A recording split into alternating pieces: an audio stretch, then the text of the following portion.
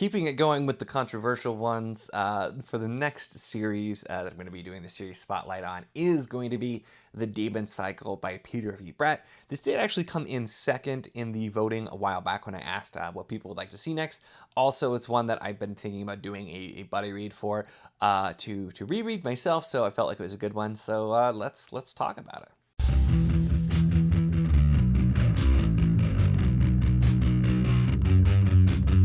Hello and welcome to my channel. In this video, we are going to be talking about The Demon Cycle by Peter V. Brett and just kind of exploring a little bit. And as always with the series Spotlight, I want to talk about what this series is, its strengths, its weaknesses, who it might be for, who it might not be for, and give you my general thoughts on it. I've been doing this primarily for series that I read before BookTube, and so it's been a little bit since I've gone here, but it's one that I have enjoyed, and then I did later end up collecting the hardcovers out. So this consists of the first book, the most well-known, The Warded Man. It's called The Painted Man in the UK.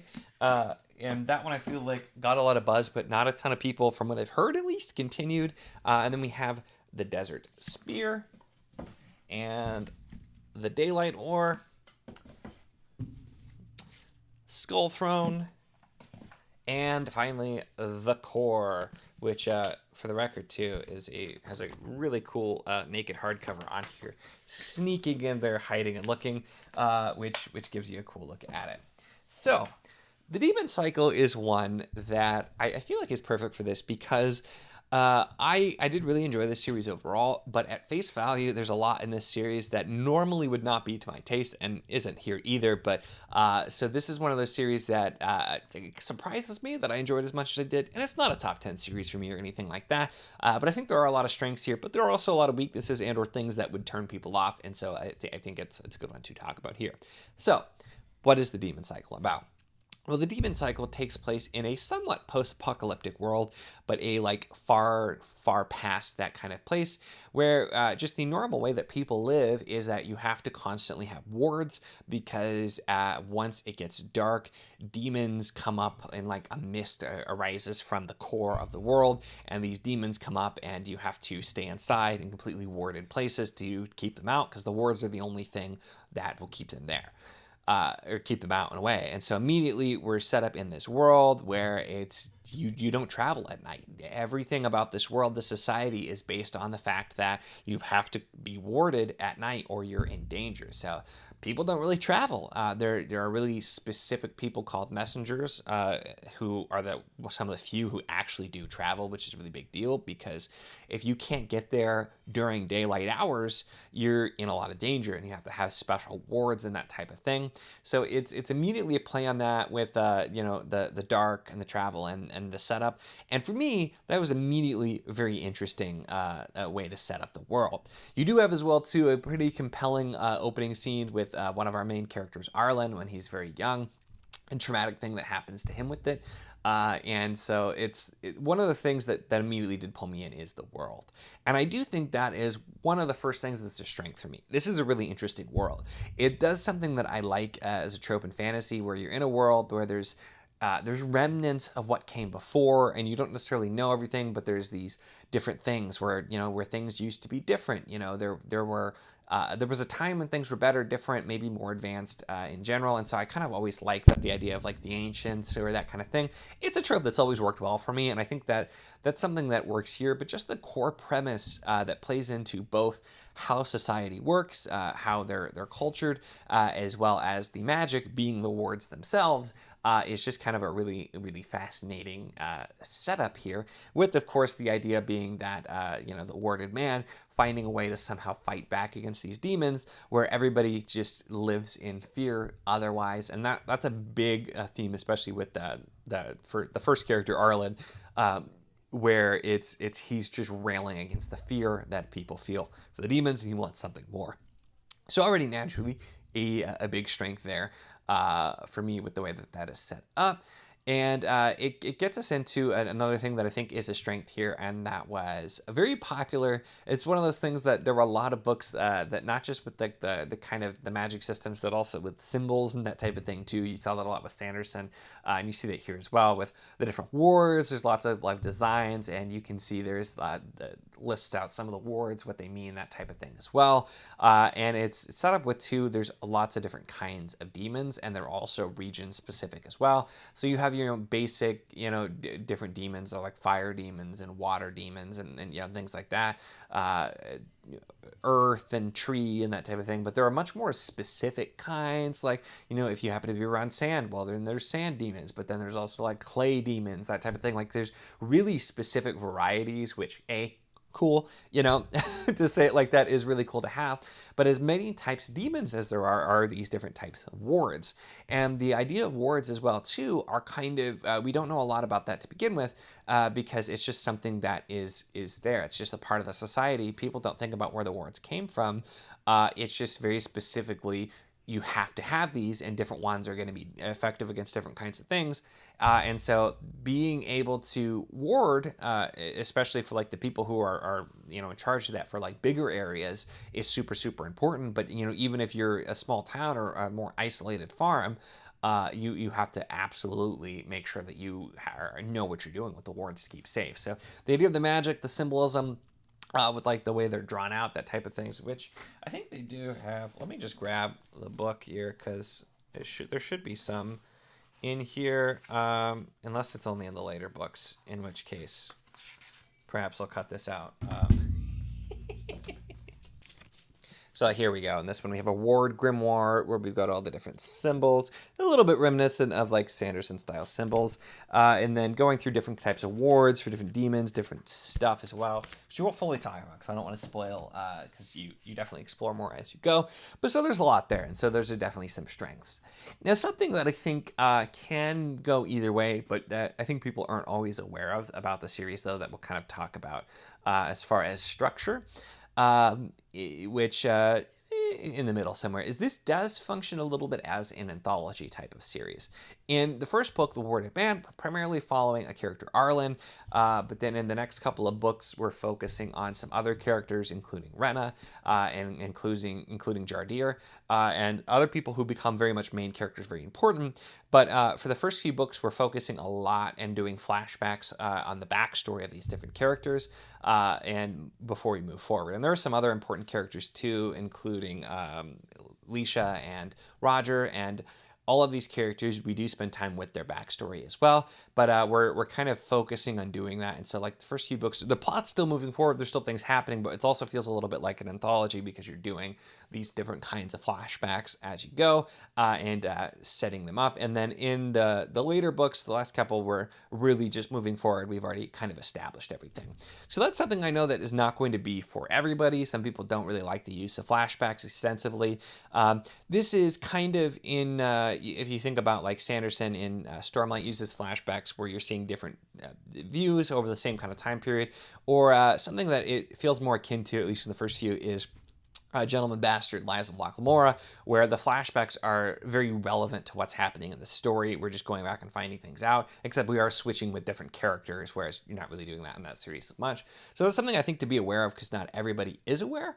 But then we get into the first thing that I'll talk about that is a big thing people should be aware of, and that is something I'm not a huge fan of. I've talked about many times, and it's very still much true here.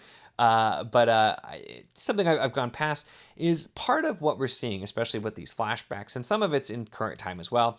But thematically, what's happening with the characters is the characters are all being like broken completely down and then being built up. So all of these characters have some pretty traumatic things happen to them, varying different kinds. However, there is quite a lot of sexual violence in these books that happens to both male and female characters, and there's a lot of it. If that's the kind of thing that immediately is going to turn you off a book, it's not going to be a series for you. Now, I'm not a fan of that. I'm not really a fan of sexual content in my books in general, and so this is something too, which I have thought with these books too. One of these I'm really curious to reread is to see if my thoughts have changed at all. But it's something that, although I didn't care for, there was enough going on in the books that did interest me that I was able to get past and just kind of go through and not really dwell on that type of stuff. But there's a lot of it to quite a large degree in some cases with it. These books do get pretty dark with that type of thing, as well as with some just other general violence and things as well. So you really, really need to be aware that you're going to get quite a lot of that type of thing in here, and if that's something that is just a complete deal breaker, which, like I said, I completely understand, because I've definitely, I feel like I've DNF'd books or series for less. When I read this, it's something that plays in. I used to not really ever DNF, so I would just, even if I'm like, oh, I don't like this part, I keep going. The thing I will say is that although there's a lot of it, it usually does feel like it is having to do with the character development. Like these like people, like I said, they're being completely broken down, and then like in some ways like forged anew, coming out on top of the kind of thing. Now, granted, there are better ways that could be done, and I'm not going to defend it at all, because I would have preferred it to be done differently as well. But it's not like the defining thing of these characters. The characters, they're moving past their traumas of all kinds, and they're still present to an extent there with it. It's not like it's done and then forgotten about. The traumas are very much present, and they're a core part of these characters, but also so is getting past them and becoming the people they are, the adults that they are, and moving forward. So that's definitely something that I will say goes both ways to an extent. Talking about one other thing that is such a weird thing, but it falls on at least the negative side for me, is especially the first book doesn't do it too much, but especially as we get further into the books, there are many characters who speak in sort of like a country accent drawl with like, I ain't doing this and stuff like that. And the main character starts off not talking like that, but then reverts to it because that's from where they're from. And that really irritated me. And I will say as well, it's one of those things, it wasn't an immediate like, I can't stand this, but it was just kind of like a mild irritant whenever that was going on. So it's another thing too, if language like that, the way that it's written with that sort of thing is going to bother you, it's just something to be aware of, because you do get quite a lot of it. Although we do follow different cultures here and from different places largely, so it's not constant by any means. But you definitely get some of that with those particular characters, so that is just something to be aware of as well. Now, I do want to wrap back into, because I like to keep these very balanced, to some more positive things, and part of that I think is the overall structure and what is set up. Because I will say, obviously with no spoilers, but for me, really sticks the landing in the last book. This was a series where it did, like I said, a lot of time setting up these characters, who they are, what they're doing. We find out more and more about like the lore and the history of the world and wars and how all of this works as we go along. All of these different pieces and aspects, all of these different people who have different things that they want to do as well, and different religions and ideologies. We even have a plot point where there's two different people that are both looked at as a prophesied type of savior by different groups and kind of thing. And so there's a lot that's explored here in the deep and the rich world. But I will say, even reading book 4 or 5, I'm like, how on earth is Peter V. Brett going to pull this off? Because it seemed like it was going to be really difficult. And for me, he did very much stick the landing. I was very satisfied with the ending. I think it made a lot of sense. It fit, and it very much did not feel at all like it was just thrown together. It felt very intentional. That it's, even if you know, you the reader didn't know where it was necessarily going to end up, it felt like it worked really, really well. And it's also, with the structure, it does a great job of building slowly with the different lore and everything too, as we're following different characters, sometimes from different areas, from different backgrounds, following different things. You know, we follow somebody who is born in a desert kingdom that's fierce warriors, and that's everything they do is warriors, which Jardir, which differs greatly from the first character we see, Arlen, who's from a small backwater town, and his family and grows up in fear of everything, to Roger, who's wanting to be a jongular and play music and do that kind of thing as well. And so that's kind of the background there.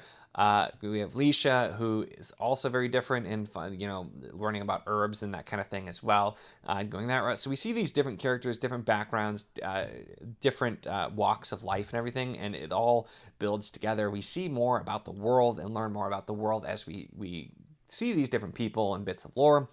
And so I think that's part of it is the expansive world, the different parts of the world that we get to see is what makes it so strong. But everything for me really, really comes together in some cool ways at the end, and I think works well and was very satisfying for me.